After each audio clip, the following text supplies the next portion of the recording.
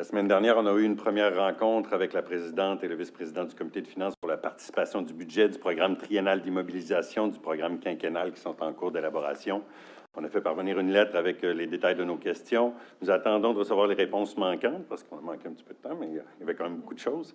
Concernant, entre autres, notre rapport de recommandation sur le budget, la dette et le PTI déposé en avril dernier, ainsi qu'un suivi du rapport du vérificateur général. Donc, nous vous en remercions à l'avance. Je vais ce soir présenter à nouveau mon avis de proposition en faisant la lecture cette fois-ci. Le dépôt d'avis de proposition est un processus courant et efficace dans des villes comme Longueuil et Québec. Nous espérons énoncer clairement un jour dans la Charte de la ville de Lévis. Puisque le tiers des Québécois, à ce jour, a eu la possibilité de prendre part à un budget participatif, je demanderai donc à ma ville de considérer la mise en place d'un projet pilote pour inspirer les citoyens à prendre part à la création de leur ville. Donc, je vous fais la lecture.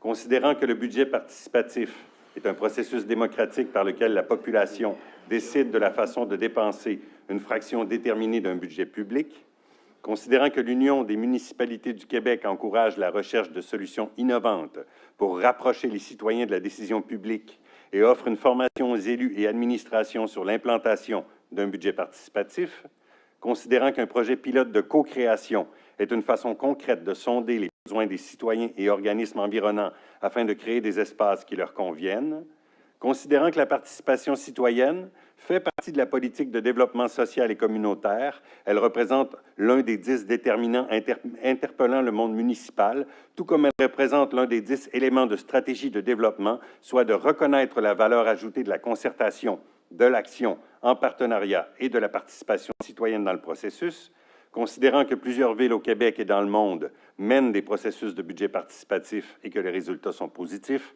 considérant que le savoir d'usage des citoyens, ce qu'un résident sait de son quartier, qu'un urbaniste ignore, enrichit les projets des promoteurs et des municipalités, considérant que le budget participatif est une initiative qui peut renforcer la participation citoyenne, le sentiment d'appartenance, l'éducation sur des réalités municipales et qu'il peut donner plus de pouvoir à la population, considérant qu'il y a une opportunité d'intégrer les citoyens de Saint-Étienne dans la co-création d'un parc qui se doit d'être un milieu de vie unique, communautaire, vivant et rassembleur, considérant qu'un budget est disponible et confirmé par la fiche de prise de décision BPEC 2022-005-R1 pour financer, entre autres, des projets de participation citoyenne et pourrait couvrir certains frais reliés à l'organisation de l'exercice de co-création. J'ai donc ce soir le plaisir de proposer que le Conseil de ville demande au comité exécutif d'évaluer la possibilité de créer un projet pilote de budget participatif dans le district de Saint-Étienne afin de financer un projet de co-création citoyen-ville du Grand Parc dans le nouveau développement résidentiel de l'avenue Albert-Rousseau. Donc, j'espère que quelqu'un pourra l'appuyer. Voilà. Alors, donc, M. Bonheur, vous remercie de votre proposition. Là, vous demandez s'il y a un secondaire pour seconder votre résolution. Est-ce qu'il y a un secondaire? Non. Alors, donc, malheureusement, on ne peut pas adopter de résolution. Chers collègues, Monsieur le maire suppléant, le 27 septembre dernier, j'ai eu la chance de participer à une formation qui était offerte par l'Union des municipalités du Québec, en compagnie de ma collègue André Cronstrom, concernant la mise en place d'un budget participatif.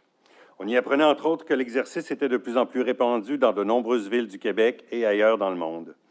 Dès ma première rencontre avec M. le maire après l'élection municipale en novembre 2021, j'avais d'ailleurs déjà évoqué l'idée d'un budget participatif encadré. En juillet, j'ai formulé ma suggestion à la direction de la vie communautaire et à l'équipe des parcs et espaces verts, mais je n'ai pas eu encore de retour à cet effet. Alors, la suite logique est de vous la présenter officiellement aujourd'hui. Ce soir, nous donnons avis d'un règlement qui créera une réserve financière substantielle pour des dépenses reliées au comité des services de proximité. En attendant la promulgation officielle de ce règlement à la suite des consultations publiques d'usage, j'aimerais, en conformité avec l'article 9.1 du règlement intérieur du Conseil de ville, après consultation au bureau du greffe, déposer un premier avis de proposition ici qui vise à étudier la possibilité de création d'un projet pilote sur la co-création d'un parc via un budget participatif dans le district que je représente, Saint-Étienne.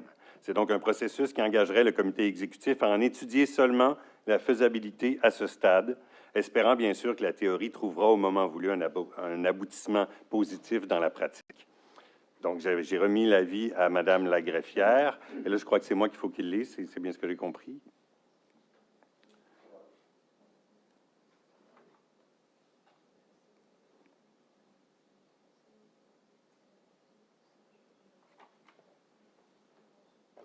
Alors, les membres du Conseil n'ont pas eu, en tout cas, la proposition comme telle. Vous en faites mention ce soir. Exact. Bon, d'accord. J'ai suivi l'avis de la greffe. Non, c'est correct, mais ce que j'aimerais, c'est que les membres du Conseil voient le libellé de la proposition, l'examinent. Ça ne veut pas dire qu'elle va être refusée. Non. Ça ne veut pas dire qu'elle ne sera pas appuyée, parce que vous savez qu'une proposition, pour qu'elle passe, elle doit être appuyée. Or, appuyer une proposition qu'on n'a pas en main, c'est assez difficile d'en voir le libellé. Je pense que les membres du Conseil doivent en voir le libellé. Alors, ce que je vous suggérais, M. Bodin, puis vous avez remis une copie de la proposition à Mme Lagraffière. Alors, ce que je vous suggérerais, c'est qu'elle soit distribuée aux conseillers municipaux. Est-ce que je peux en faire la lecture du libellé? Puis, Bien, on va l'avoir en main, on va l'examiner et on pourra vous poser des questions éventuellement. Vous siégez au comité plénier. Au comité plénier. Pas au comité exécutif. J'ai parlé du comité plénier, il faut parler du comité exécutif. Alors, à la prochaine, si on a la résolution, le libellé, Ben, comme on va l'examiner. Ce soir, moi, j'aimerais bien juste la lire, puis vous en prenez connaissance si vous voulez. Ben, c'est parce qu'on va en prendre connaissance, puis la lire, ça n'ajoutera pas à la pertinence de la résolution. Puis ce que je veux vous dire, c'est que les conseillers, vos collègues, vont avoir une copie du texte et pourront vous poser des questions à ce sujet-là lors du comité plénier. Puis possiblement, Mme Canstrom, qui a assisté également pourrait répondre à nos questions pour avoir des éclaircissements.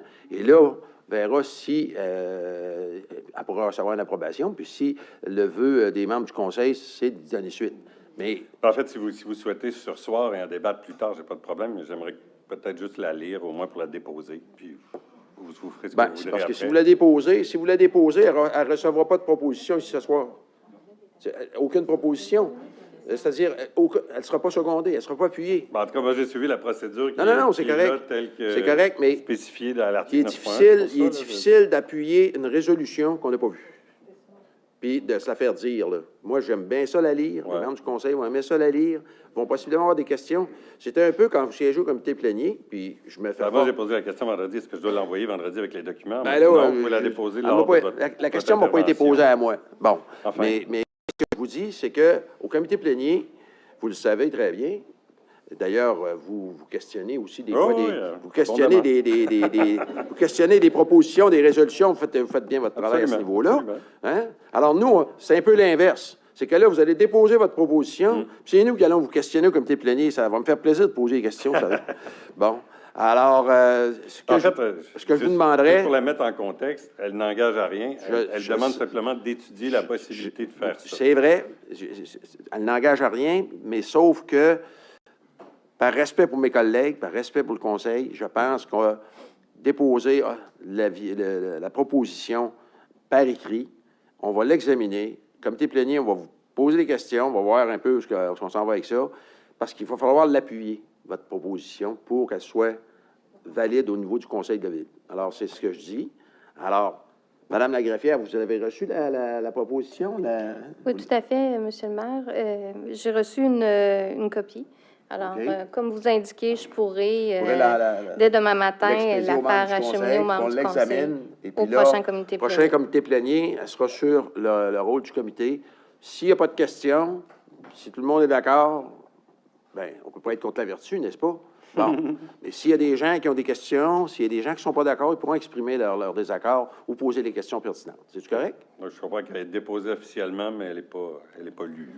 Bien, c'est-à-dire, on va la refaire. Oui, c'est rien que ça. Vous aurez l'occasion de la présenter. Non, ben, c'est parce qu'on m'avait dit que c'était ça la procédure, fait que j'ai procédé. Non, mais c'est correct. M. Bodin, dit, est-ce que je l'envoie vendredi ou pas? On m'a dit, ben non. Il n'y a pas de mauvaise foi. Il n'y a pas de mauvaise foi. C'est pas un blâme. C'est correct. La seule chose, c'est que moi, on voudrait la lire attentivement, la voir pour les membres du Conseil, les gens du Conseil, puis à ce moment-là, peut-être poser des questions pertinentes. Vous la proposerez, vous aurez le loisir de la proposer parce que ça vient de vous. Vous aurez le loisir de la proposer à nouveau, c'est le cas échéant. Okay. Mais pour ce soir, je pense que c'est prématuré parce qu'on ne l'a pas. Je ne l'ai pas. C'est comme si je voudrais adopter un point 36.40 de l'ordre du jour. Puis je vous envoie ça comme ça, vous diriez, bien, écoutez, j'aimerais bien ça le voir avant de me décider. C'est rien que ça.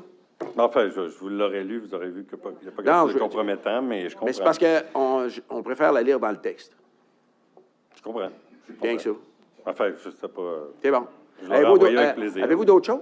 Non, non, c'était ça. C'est bon. Alors, plus que 3 minutes, finalement.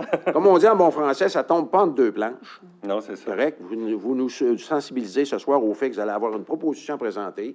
Vous avez déposé votre projet de proposition. On va en prendre connaissance. Prochain comité plénier, s'il y a des questions, ce sera ça. Puis le conseil se positionnera en ce qui concerne le fait qu'on l'appuie ou qu'on ne l'appuie pas, le cas échéant. Mais on veut le voir dans le texte, c'est tout simplement ça. Cette question de procédure, est-ce qu'elle revient ensuite en affaires nouvelles ou elle revient encore en intervention de membres du conseil comme la procédure, Mme proposition? Normalement, ça passe par le comité exécutif. Normalement, ça va au comité exécutif. D'accord. C'est-à-dire que le comité exécutif va avoir une copie de votre proposition, on va l'examiner, d'accord? Ça va être emmené possiblement au comité plénier. Oui. Hein? Bon, et par la suite, ça va devenir dans l'ordre du jour du conseil, comme n'importe quelle proposition. C'est la procédure normale qui est suivie parce que le comité exécutif siège et examine ce qui doit venir au conseil également, puis ce qui vient au comité plénier. Absolument. D'accord? Je ne veux pas y enlever sa juridiction. Non, mais enfin. C'est bon. Madame Jeffrey. Oui, monsieur.